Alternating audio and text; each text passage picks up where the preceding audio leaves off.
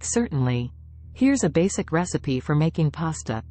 Ingredients: 8 ounces, 225 grams, pasta, such as spaghetti, penne, or fettuccine. 1 tablespoon salt, for boiling water. 2 tablespoons olive oil. 3 cloves garlic, minced. 1 can, 14 ounces, 400 grams, diced tomatoes. 1 teaspoon dried basil.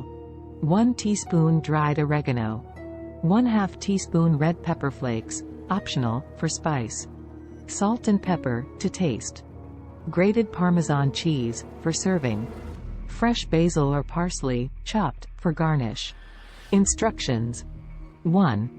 Bring a large pot of water to a boil. Add 1 tablespoon of salt to the boiling water. 2. Add the pasta to the boiling water and cook according to the package instructions until al dente, cooked but still slightly firm to the bite. Stir occasionally to prevent sticking. 3. While the pasta is cooking, heat olive oil in a large skillet over medium heat.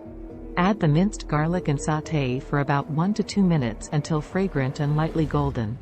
4. Add the diced tomatoes, dried basil, dried oregano, and red pepper flakes, if using, to the skillet. Stir well to combine. Allow the sauce to simmer for about 10 to 15 minutes, stirring occasionally, to let the flavors meld together. Season with salt and pepper to taste. 5. Drain the cooked pasta and add it to the skillet with the tomato sauce. Toss well to coat the pasta evenly with the sauce. 6. Remove the skillet from heat and let the pasta rest for a couple of minutes to absorb the flavors. 7.